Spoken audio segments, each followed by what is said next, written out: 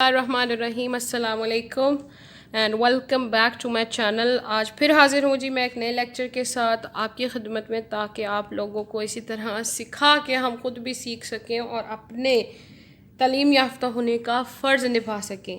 Okay जी, आज है हमारा सेकंड लेक्चर, अगेन है जी आईकॉम क्लास फर्स्ट ईयर की, चैप्टर नंबर 1 है और आज है हमारा उसका दूसरा टॉपिक, जो कि है डिफरेंट हेड्स या कह लें जी बेसिक हेड्स ऑफ अकाउंट्स। यानी अकाउंटिंग में जो कह लें जी हर चीज़ किन 5 कैटेगरीज़ में फॉल करती है, आज हम वो 5 कैटेगरीज़ देखेंगे। दुनिया जहान में अकॉर्डिंग टू मी, अगर आप अकाउंटेंट हैं, दुनिया में जितने भी इवेंट्स होते हैं आपकी ज़िंदगी में, वो इन 5 हेड ऑफ अकाउंट से कभी भी बाहर फॉल नहीं करेंगे। चाहे आपने कुछ ख़रीदा है, चाहे आपने कुछ बेचा है, चाहे आपको नफ़ा हुआ है, चाहे आपको नुकसान हुआ है, इन शॉर्ट आपकी ज़िंदगी का हर matter, being an accountant, being an commerce student या बिजनेस स्टूडेंट, आपकी ज़िंदगी का कोई भी वाक़या या कोई भी इवेंट इन 5 हेड्स ऑफ अकाउंट से बाहर फॉल नहीं करना चाहिए, ना ही करेगा, अगर आपको इन 5 हेड्स ऑफ अकाउंट्स की समझ आ जाती है। Okay ji, again let me mention ICom है जी फर्स्ट ईयर, सब्जेक्ट फिर से हमारा है ji accounting, chapter number 1, and today's topic is basic heads of accounts।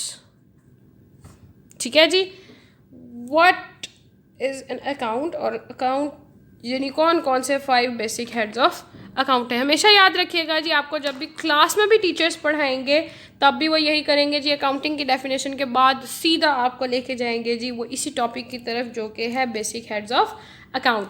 अब कौन से पाँच होते हैं जी, पहली बात तो ये मेरे मुंह से खुद ही निकल गया है आपको बताने से पहले ही। 5 बेसिक हेड्स ऑफ अकाउंट्स होते हैं जी हमारी अकाउंटिंग में, और इन पाँचों के पहले मैं मेंशन करूँगी जी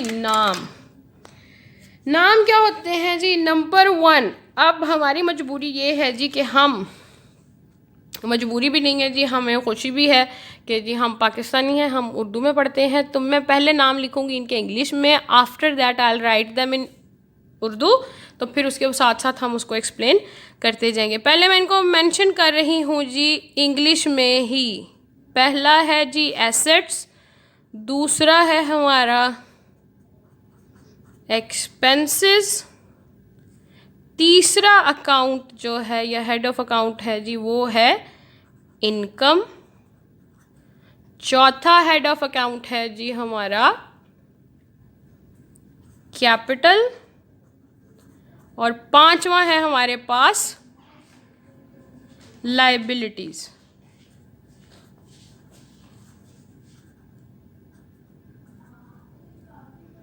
ठीक है जी, एसेट्स को हम पहले सबसे ले लेते हैं जी, इनको साथ ही साथ मैं उर्दू में भी लिखती जाऊंगी ताकि आप लोगों को समझ आ जाए, साथ इनकी डेफिनेशंस लिखूंगी और कुछ एग्जांपल्स भी दे के साथ में इसको हम एक्सप्लेन करते जाएंगे।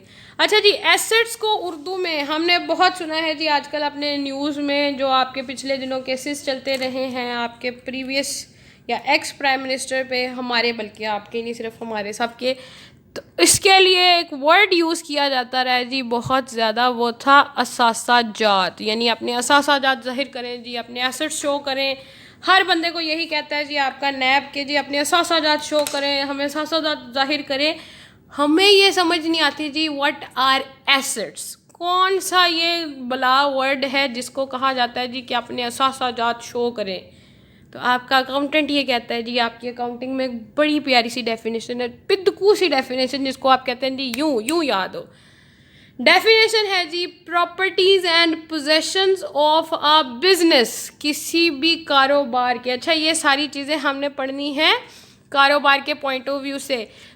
अकाउंटिंग किसकी ज़ुबान है जी, कारोबार की, तो हमने सब कुछ पढ़ना भी किसके हिसाब से है, कारोबार के हिसाब से। जब कारोबार अपनी मुश्किलें बता रहा है तो हमने किसके हिसाब से पढ़नी है सारी चीज़ें, बिजनेस के हिसाब से या कारोबार के हिसाब से।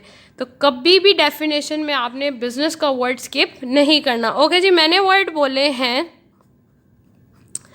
Properties and possessions of a business are known as assets. अब प्रॉपर्टीज़ क्या होती हैं जी? प्रॉपर्टीज़ का मतलब है जी वो चीज़ जो आपने खुद पैसा दे के ख़रीदी है, बनाई है। पोजेशन का मतलब है जी आपने किसी को पैसा उधार दिया था, अब उसके बदले में उसने कोई चीज़ गिरवी रखवाई थी। सपोज़ मैंने अपना फ़ोन किसी को दे के, या हाँ, फ़ोन किसी की तहवील में रखवा के उधार लिया, अब मैं पे नहीं कर सकती, तो वो फ़ोन किसकी मलकियत? उस शख्स की जिसको मैंने वो पोजेस किया है, यानी जिसके ऊपर आपका कब्ज़ा हो। प्रॉपर्टीज़ का मतलब है जी जो चीज़ पैसा लगा के ख़रीदी है। पोजेशंस का मतलब जो उसके कब्ज़े में है। तो आपके बिज़नेस की जितनी चीज़ें उसने खुद ख़रीदी हैं, जितनी चीज़ें उसके कब्ज़े में हैं, चाहे वो एक सुई है, चाहे एक हवाई जहाज़ है, विद इन द प्रीमिसेस, यानी कारोबार की चार दीवारी में जो कुछ है, यानी उसकी जो प्रीमिसेस हैं उसके अंदर जो कुछ भी है वो आपके कारोबार का एसेट है। ठीक है जी। अब अगर आपसे कोई पूछे कि एसेट्स क्या है, तो वो कहें जी कि मेरे पास एक सुई से लेके, एक धागे से लेके हवाई जहाज़, हेलीकॉप्टर तक जो कुछ है वो सब क्या है? मेरा असासा है। चाहे मैंने वो अपने पैसों से ख़रीदा हो या चाहे वो मेरी मलकियत में किसी भी तरह से, माँ बाप की जायदाद में से हिस्सा आ गया हो, किसी दोस्त ने कोई विल की थी कि जी मेरे दोस्त को उसमें से हिस्सा मिल जाए, तो वो सब कुछ जो आपके हिस्से में आ रहा है, जिस पे आपका हक है लीगली, वो आपके एसेट्स हैं या कारोबार के एसेट्स हैं। अब एक्सपेंस क्या होते हैं जी? एक्सपेंसेस को सिंपली हम उर्दू में कहते हैं जी आपके अखराजात। तो वो कहता है जी वो तमाम पैसा जो कारोबार ने लगाया है मुनाफा कमाने में या कुछ भी कमाने के लिए, वो हमारे अखराजात कहलाएंगे। ठीक है जी। 1 रुपया कमाने के लिए जो बिज़नेस ने 50 पैसा लगाया है वो क्या है? उसके एक्सपेंसेस। वो जो 10 रुपये की ये मार्कर बनी है, ये 10 रुपये जो इसको बनाने में लगे हैं वो एक्सपेंस हैं। और ये एक्सपेंस क्यों किया कि जी ये चीज़ 10 रुपये की बना के 12 रुपये की बेच सकूं, यानी इसके बदले में कुछ ना कुछ मुनाफा कमा सकूं। तो वो कहता है जी ऑल दी कॉस्ट्स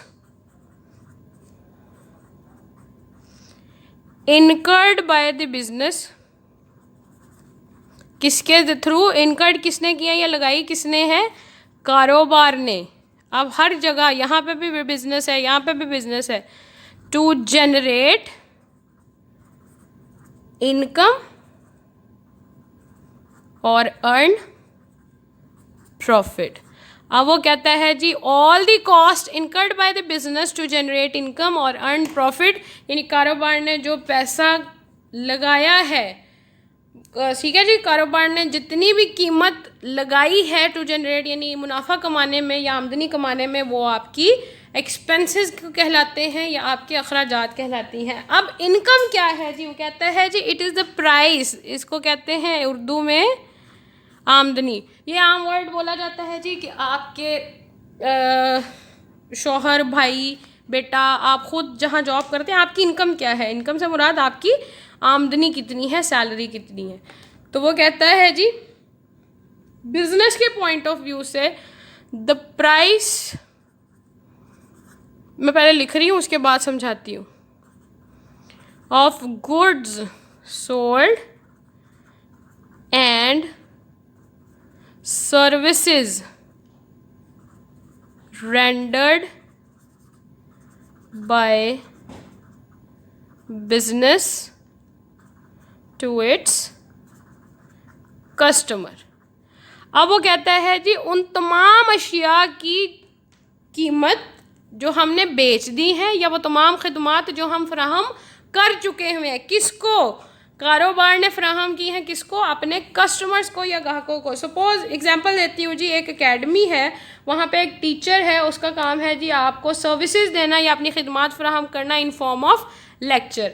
आपने क्या किया या उसने क्या किया जी, जब तक वो लेक्चर देगा यानी अपनी सर्विसेज रेंडर कर देगा और उसके बदले में जो उसको उसकी प्राइस या कीमत मिलेगी वो उसकी क्या कहलाएगी? इनकम कहलाएगी। ठीक है जी।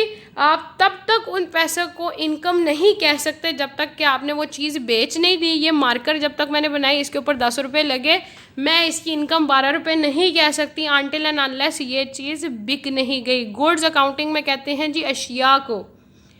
ठीक है जी। तो उसने कहा है जी उन तमाम अशिया की कीमत जो हमने बेच के वसूल की है और उन खिदमात को जो हमने दे दी हैं। अगर टीचर को एडवांस सैलरी दी जाएगी तो वो उसकी इनकम उस महीने की नहीं होगी, वो अगले महीने की आमदनी कहलाएगी। ये कॉन्सेप्ट अकाउंटिंग में हम आगे जाके पढ़ेंगे कि जी अगर एडवांस मिल जाती है तो क्या होगा। लेकिन ये बात याद रखें, अगर चीज़ें बिकी नहीं और ख़िदमत फराहम नहीं की तो वो रकम इनकम नहीं कहलाएगी। इनकम सिर्फ उन चीज़ों की कीमत है जी जो आपने या तो बेच दी हैं या वो खिदमत जो आपने फराहम कर दी हैं। कैपिटल क्या होता है जी? कैपिटल को बहुत अच्छे तरीके से कुछ बच्चे कहते हैं जी कैपिटल होता है बड़ा वर्ड, यानी इसको इस तरह भी याद रख लें जी। कैपिटल का मतलब है जी बड़ा, यानी सरमाया। कारोबार को चलाने के लिए आपको ज़्यादा पैसों की ज़रूरत होती है, तो वो जो ज़्यादा पैसा कारोबार में लगाया है वो कैपिटल कहलाता है। अब वो कहते हैं जी कैपिटल की डेफिनेशन क्या है? उसने कहा है जी कारोबार में पैसा कौन लगाता है? कारोबार का मालिक, यानी जिस बंदे ने वो बिज़नेस शुरू किया है। तो इसकी डेफिनेशन में वो कहता है जी, अब वो कहता है जी या तो कारोबार ने मालिक से उधार लिया होगा, एक मालिक भी हो सकते हैं, दो मालिक भी हो सकते हैं और दो से ज़्यादा भी होंगे। तो कारोबार के बारे में कहा जाता है, ये कैपिटल के बारे में कहा जाता है जी amount invested by the owner into business. कहता है जी वो पैसा जो कारोबार के मालिक ने कारोबार में लगाया है। एक और डेफिनेशन भी होती है जी, मनी और worth money borrowed by business from its owner और ओनर्स। ठीक है जी, दो डेफिनेशंस हैं जी। Amount invested by the owner into business, यानी वो पैसा जो मालिक ने कारोबार में लगाया है वो सरमाया कहलाएगा, या फिर वो पैसा जो कारोबार ने अपने मालिक से उधार लिया है। मनी और वर्थ मनी का मतलब है जी पैसों के बराबर अशिया भी हो सकती है। ज़रूरी नहीं है कारोबार में मालिक सिर्फ पैसा लगाए, उसके पास बिल्डिंग है वो बिल्डिंग लगा देता है, वो भी उसका सरमाया है।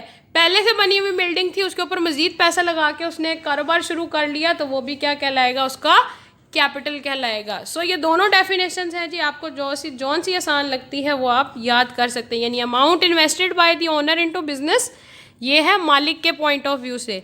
कारोबार के पॉइंट ऑफ व्यू से वो कहता है जी मनी और worth money borrowed bye a business unit from its owner, यानी उसने अपने मालिक, एक मालिक से या ज़्यादा मालिकों से जितना पैसा उधार लेके काम शुरू किया है वो उसका कैपिटल कहलाता है। Last but not the least जी, सबसे आखिरी डेफिनेशन है आपकी लायबिलिटीज़। लायबिलिटीज़ का वर्ड आम तौर पे भी यूज़ किया जाता है जी, इसका मतलब है जिम्मेदारियाँ।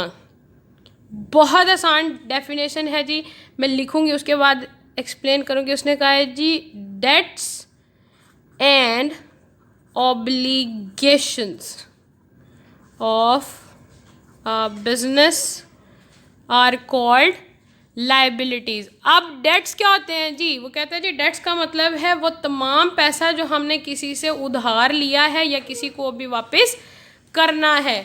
ऑब्लिगेशंस का मतलब है जी हम पे वो जिम्मेदारी आन पड़ी है, हमने उधार नहीं लिया था लेकिन अगर हमने किसी को पे करना था और हम उसे पे नहीं कर सके पिछले महीने या पिछले साल, तो इस साल ऑटोमेटिकली वो हमारी मजबूरी या जिम्मेदारी बन गया है। तो उसने कहा जी वो तमाम पैसा जो हमने किसी से उधार लिया था, यानी किसी बैंक से, किसी दोस्त से, किसी रिश्तेदार से या किसी और शख्स से जिससे हमने उधार माल ख़रीदा है और उसको देना है, तो वो हमारे डेट्स। ऑब्लिगेशंस का मतलब है जी हम पे वो जिम्मेदारी आ गई है, वक्ती तौर पे नहीं थी, यानी पहले नहीं थी, अब वो वक्त के साथ क्रिएट हो गई है, तो वो तमाम चीज़ें आपकी ऑब्लिगेशंस में आ जाती हैं, तो वो भी आपकी लाइबिलिटीज़। ये 5 हेड्स ऑफ अकाउंट्स हैं जी, जिनके बाद आपकी अकाउंटिंग में या अकाउंटिंग में जितने इवेंट्स होते हैं वो इन्हीं 5 हेड्स ऑफ अकाउंट्स में फॉल करते हैं, इनसे बाहर नहीं जाएंगे। मेक श्योर कि आप इनकी डेफिनेशंस को, इनके कॉन्सेप्ट्स को बार बार सुन के अच्छी तरह से मेमोराइज़ कर लें, रट्टा नहीं लगाएं, सिर्फ इनके मेजर वर्ड्स को याद रख लें तो आपको खुद ही उनको सेंटेंसेस में कन्वर्ट करना आ जाएगा। ठीक है जी, मैं हमेशा से अपने स्टूडेंट्स को एक ही बात कहती हूँ, आपको भी यही कहूँगी जी कि कभी भी रट्टा मत लगाएं, चीज़ को समझ के पढ़ेंगे। जब आप समझेंगे रट्टा लगाए बगैर 10 साल बाद भी वो चीज़ आपको याद रहेगी। ठीक है जी, आज के लेक्चर के लिए इतना ही काफ़ी है। मिलते हैं अगली वीडियो में नए टॉपिक के साथ। उम्मीद करती हूँ जी कि आपको ये दोनों लेक्चर्स बहुत अच्छे लगे होंगे, प्रीवियस वाला भी। मैंने बार बार कहती हूँ जी, इस चैनल को लाइक करें, शेयर करें, सब्सक्राइब करें और बेल आइकन को प्रेस करना मत भूलें। ठीक है जी, thank you so much for listening and take care of yourself. अल्लाह हाफिज़।